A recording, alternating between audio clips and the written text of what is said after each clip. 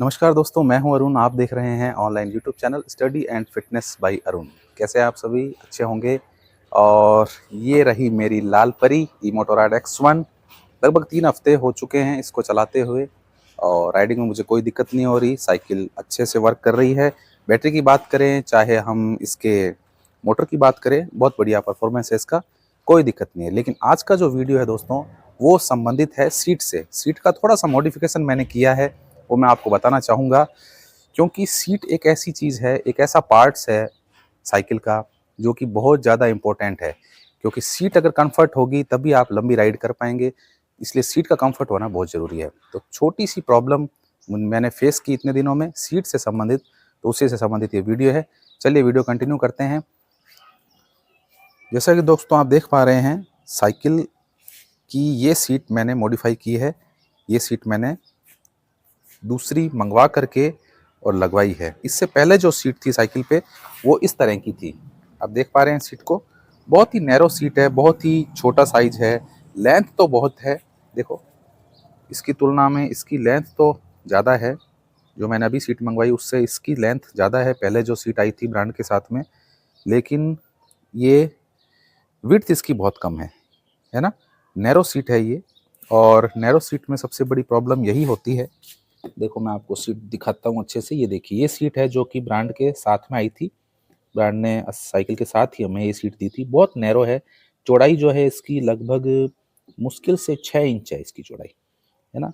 तो इस सीट से मुझे बहुत दिक्कत हुई, क्योंकि कंफर्टेबल नहीं है। ये सीट उन लोगों के लिए कंफर्टेबल हो सकती है जिन लोगों का वज़न थोड़ा सा कम है, लगभग 60-65 या 50-55 किलो का वज़न है, उनके लिए बेटर है।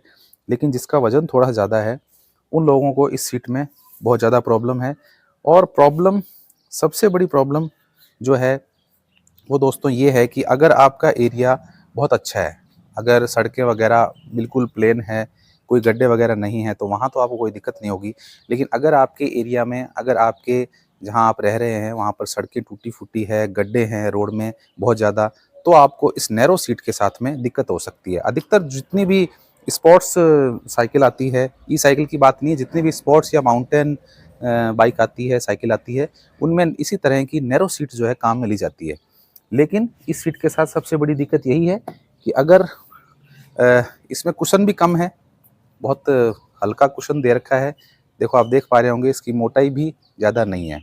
और नीचे सीधे जो है रॉड दे रखी है, रॉड दी हुई है, और कोई स्प्रिंग वगैरह भी इसमें यूज़ नहीं की हुई है। तो इसके साथ में बड़ी दिक्कत होती है जब आप लंबी राइड पे जाते हैं, लंबा अगर आपको सफ़र करना होता है साइकिल के साथ में, तब आपको इसके साथ में दिक्कत होती है। और दिक्कत यही है कि अगर कोई गड्ढे वगैरह आते हैं तो वहाँ पर ये शॉक प्रूफ नहीं है। आपको जो झटका महसूस होता है वो सीधा आपके बॉडी पार्ट्स पर फील होता है। और उससे सबसे बड़ी दिक्कत ये होती है कि आपके जो सिट बोन है उसमें पेन होना शुरू हो जाता है।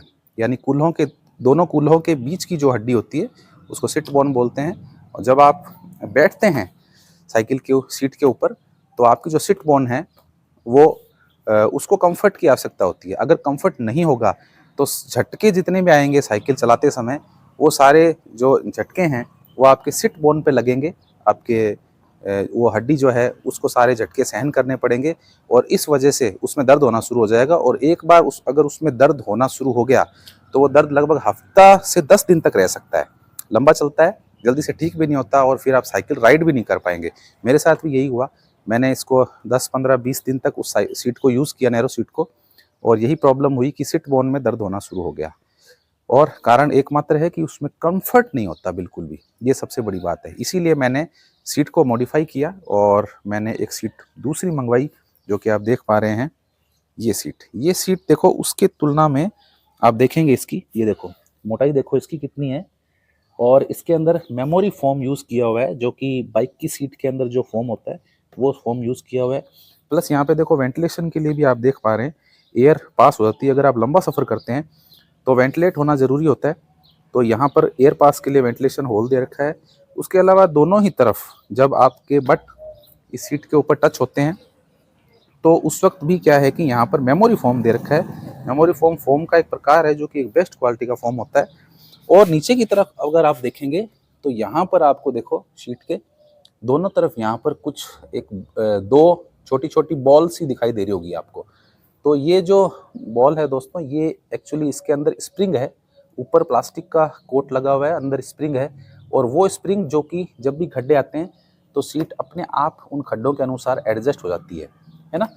तो ये सीट काफ़ी अच्छी लगी मेरे को, तो मैंने इसको चेंज करवाया। देखो मैं आपको दूर से दिखाता हूँ इसका व्यू। हालांकि जो साइकिल के साथ में जो सीट आई है वो साइकिल के लुक को काफ़ी अच्छा बनाती है, लेकिन हमें लुक अच्छा बना के क्या करना है, हमें तो कंफर्ट चाहिए।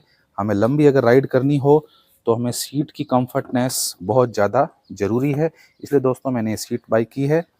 कोई भी ऑनलाइन प्लेटफॉर्म से आप सीट को बाई कर सकते हो। मैंने लिंक जो है डिस्क्रिप्शन में दे रखे हैं, वहाँ से आप इस सीट को बाई कर सकते हो। अच्छी सीट है, कम दाम है, कुछ ज़्यादा ऐसे कोई प्राइस भी नहीं है इसके। ऑनलाइन ले सकते हो, और अगर फिर भी आपको ऑनलाइन में आपको रेट ज़्यादा लगते हैं तो आप ऑफलाइन मार्केट से भी इसको परचेज़ कर सकते हो। तो दोस्तों यही था आज का वीडियो, जो कि साइकिल की कंफर्टेबिलिटी से संबंधित था। मैंने इसको फेस किया प्रॉब्लम को, तो मैंने कहा आपको भी बता दूं। अगर आपके पास भी माउंटेन या स्पोर्ट्स बाइक है और आपको ये सिटिंग में प्रॉब्लम आ रही है, सिट बोन में दर्द हो रहा है, आप साइकिल राइड नहीं कर पा रहे हैं नैरो सीट से, तो आप इस सीट को परचेज कर सकते हैं।